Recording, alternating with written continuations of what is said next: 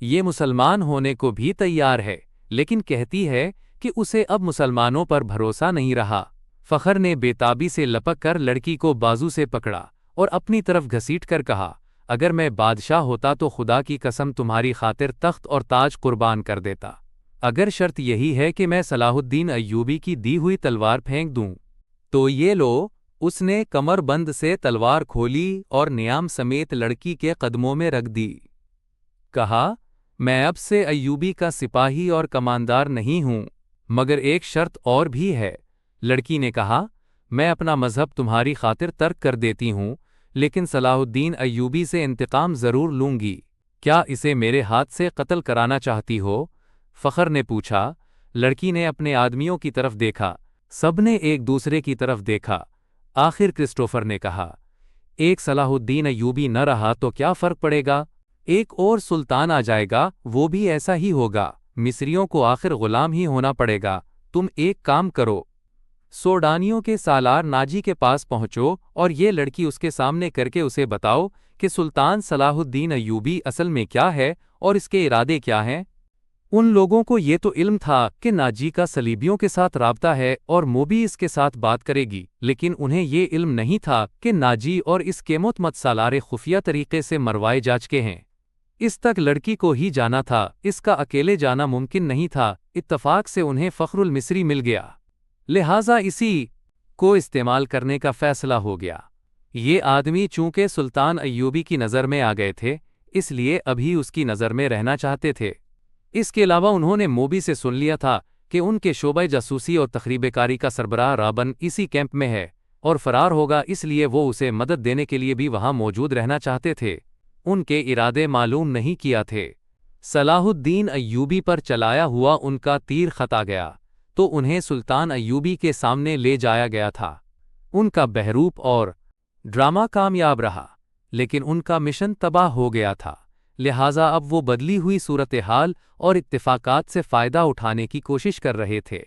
فخر المصری حسن اور حشیش کے جال میں آ گیا تھا۔ اس نے واپس کیمپ میں نہ جانے کا فیصلہ کر لیا تھا۔ اسے یہ مشورہ دیا گیا کہ وہ لڑکی کو لے کر روانہ ہو جائے۔ ان لوگوں نے اسے اپنا ایک اونٹ دے دیا، پانی کا ایک مشکیزہ دیا اور تھیلے میں کھانے کا بہت سارا سامان ڈال دیا۔ ان اشیاء میں کچھ ایسی تھیں جن میں حشیش ملی ہوئی تھی۔ موبی کو ان کا علم تھا۔ فخر کو ایک لمبا چوغا اور تاجروں والی دستار پہنا دی گئی۔ لڑکی اونٹ پر سوار ہوئی، اس کے پیچھے فخر سوار ہو گیا اور اونٹ چل پڑا۔ فخر گرد و پیش سے بے خبر تھا اور وہ اپنے ماضی سے بھی بے خبر ہو گیا تھا۔ صرف یہ احساس اس پر غالب تھا کہ روئے زمین کی حسین ترین لڑکی اس کے قبضے میں ہے، جس نے سلطان کو ٹھکرا کر اسے پسند کیا ہے۔ فخر نے موبی کو دونوں بازوؤں میں لے کر اس کی پیٹھ اپنے سینے سے لگا لی۔ موبی نے کہا، تم عیسائی کمانداروں اور اپنے سلطان کی طرح وحشی تو نہیں ہوگے، میں تمہاری ملکیت ہوں، جو چاہو کرو، مگر میں پھر تم سے نفرت کروں گی، کہو تو میں اونٹ سے اتر جاتا ہوں۔ فخر نے اسے اپنے بازوؤں سے نکال کر کہا، مجھے صرف یہ بتا دو کہ تم مجھے دل سے چاہتی ہو یا محض مجبوری کے عالم میں میری پناہ لی ہے۔ پناہ تو میں ان تاجروں کی بھی لے سکتی تھی، موبی نے جواب دیا، لیکن تم مجھے اتنے اچھے لگے کہ تمہاری خاطر مذہب تک چھوڑنے کا فیصلہ کر لیا۔ اس نے جذباتی باتیں کر کے فخر کے اعصاب پر قبضہ کر لیا اور رات گزرتی چلی گئی۔ سفر کم و بیش 5 دنوں کا تھا، لیکن فخر المصری عام راستوں سے ہٹ کر جا رہا تھا کیونکہ وہ بھگوڑا فوجی تھا۔ موبی کو نیند آنے لگی، اس نے سر پیچھے فخر کے سینے پر رکھ دیا اور گہری نیند سو گئی۔ اونٹ چلتا رہا، فخر جاگتا رہا۔ صلاح الدین ایوبی صبح کی نماز پڑھ کر فارغ ہوا ہی تھا کہ دربان نے اطلاع دی کہ علی بن سفیان آیا ہے۔ سلطان دوڑ کر باہر نکلا، اس کے منہ سے علی بن سفیان کے سلام کے جواب سے پہلے یہ الفاظ نکلے، ادھر کی کیا خبر ہے؟ ابھی تک خیریت ہے؟